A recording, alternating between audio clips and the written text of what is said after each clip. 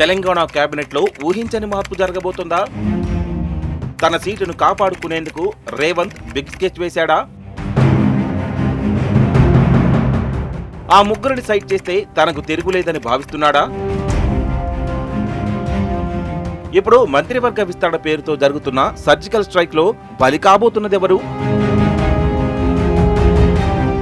ఈసారైనా బలహీన వర్గాలకు రేవంత్ టీంలోకి ఎంట్రీ ఉంటుందా? ఈ గేమ్లో రేవంత్ ఎవరి సీటుకి ఎసరు పెట్టబోతున్నారు? అసలు రేవంత్ సీటుకు గ్యారంటీ ఉందా? కేబినెట్ లో ఎగరబోతున్న ముగ్గురు కీలక మంత్రులెవరు? రేవంత్ సీటును కొట్టేసేందుకు ఢిల్లీలో డీల్ చేస్తున్న ఇద్దరు లీడర్లెవరు? ఇప్పుడు తెలుసుకుందాం.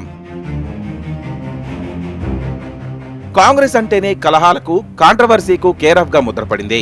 ఎందుకంటే గాంధీ భవన్ ఎప్పుడూ ఏదో ఒక గలాటాతోనే కలకలలాడుతుంది. ఇప్పుడు మాత్రం మంత్రివర్గ విస్తరణ అనే బాంబు పేలేందుకు గాంధీ భవన్ ముందు రెడీగా ఉంది. ముఖ్యంగా డిప్యూటీ సీఎం భట్టి సహా పలువురు మంత్రుల స్థానాలపై పెద్ద ఎత్తున చర్చ జరుగుతోంది. సామాజిక సమీకరణాలు, ప్రాంతీయ సమతుల్యత, రాబోయే ఎన్నికలను దృష్టిలో పెట్టుకుని అధిష్టానం కొత్త వ్యూహాలకు పదును పెడుతున్నట్లు ప్రచారం జరుగుతోంది.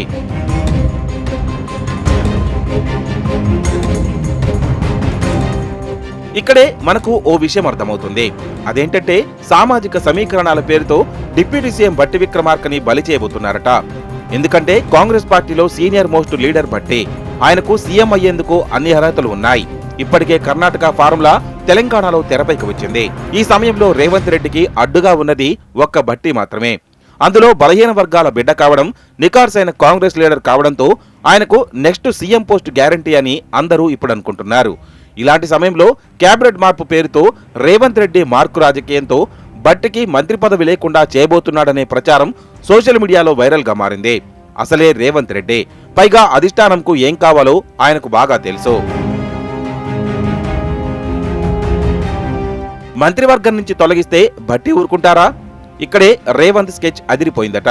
అదేంటంటే స్పీకర్ పదవిలో కూర్చోబెట్టి ఆ పదవిలో ఉన్న గడ్డం ప్రసాద్ను మళ్లీ లాగేసుకునేందుకు ప్లాన్ గీశారట రేవంత్. సో మొత్తంగా ఇప్పుడు బలహీన వర్గానికి చెందిన భట్టిని మంత్రి పదవి నుంచి తప్పించి స్పీకర్ పదవిలో కూర్చోబెట్టేస్తే రేవంత్కి రూట్ క్లియర్ అవుతుంది.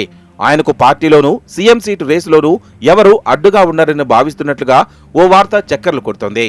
ఖాళీగా ఉన్న డిప్యూటీ సీఎం పదవిని రేవంత్ ఎవరికి కట్టబెట్టబోతున్నారో తెలుసా? పీసీసీ అధ్యక్షుడు మహేష్ కుమార్ గౌడ్కి.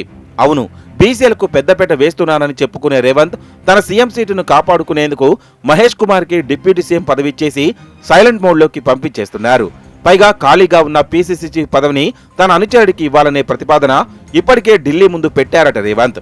అందుకు అడ్డు చెప్పిన మీనాక్షి నటరాజన్ కు సైతం రాజకీయాల్లో తన కుట్రలు ఎలా ఉంటాయో చెప్పకనే చెప్పారని సోషల్ మీడియాలో తెగ ప్రచారం జరుగుతోంది.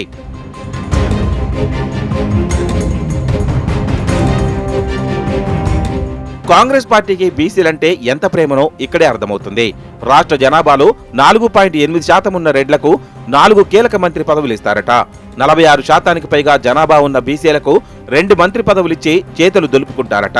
అందుకే తెలంగాణలో బీసీలంతా కాంగ్రెస్ ప్రభుత్వం చూపిస్తున్న కపట ప్రేమపై యుద్ధం ప్రకటిస్తున్నారని తెలుస్తోంది. మేమెంతో మాకంతా అనే నినాదం ఇప్పటికే కాంగ్రెస్ సీనియర్ బీసీ లీడర్లలో బలంగా వినిపిస్తోంది.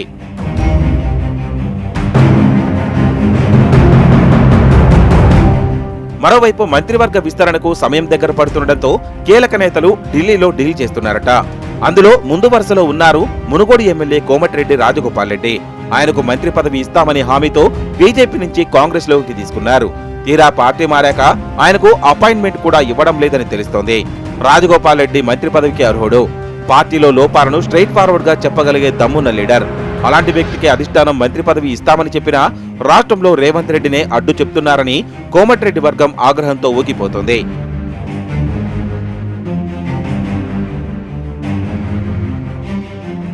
మరోవైపు ఎమ్మెల్యే మల్రెడ్డి రంగారెడ్డి కూడా మంత్రి పదవి కోసం ప్రయత్నాలు మొదలుపెట్టారని కూడా సమాచారం అందుతోంది. అలాగే జిల్లాలో ఎస్టీ సామాజిక వర్గానికి చెందిన బాలునాయక్ సైతం అవకాశం దక్కే ఛాన్స్ ఉందన్న టాక్ బలంగా వినిపిస్తోంది. మంత్రి పదవుల కోసం పంచాయతీ అలా ఉంటే మరి రేవంత్ కేబినెట్ నుంచి అవుట్ కాబోతున్న ఆ మంత్రులు ఎవరో తెలుసా? ఖమ్మం, వరంగల్, మహబూబ్ నగర్ జిల్లాలకు చెందిన వారిలో 3 మంత్రులుగా తొలగించాలని రేవంత్ డిసైడ్ అయ్యారనే టాక్. ఇప్పటికే లిస్టు కూడా ఢిల్లీ వెళ్లిందని తెలుస్తోంది. ప్రస్తుతం జరుగుతున్న చర్చ ప్రకారం 3 మంత్రులు అవుట్ అవుతున్నారా? కొత్త ముఖాలకు ఛాన్స్ దక్కుతోందా? తెలంగాణ కాంగ్రెస్ లో నిజంగానే భారీ మార్పులు రానున్నాయా? లేక ఇవన్నీ రాజకీయ ప్రచారానికే పరిమితమవుతాయా అనే సమాధానం కోసం కాంగ్రెస్ అధిష్టానం నిర్ణయంపై అందరి చూపు కేంద్రీకృతమై ఉంది. కాంగ్రెస్ అధిష్టానం తీసుకునే నిర్ణయాలపై ఇప్పుడు రాష్ట్ర రాజకీయాల్లో సర్వత్రా ఉత్కంఠ నెలకొంది. ఇంతకీ రేవంత్ టీంలో ఎవరెవరు కొనసాగుతారు, ఎవరెవరు కొత్తగా చేరుతారు అన్నది చూడాలి మరి.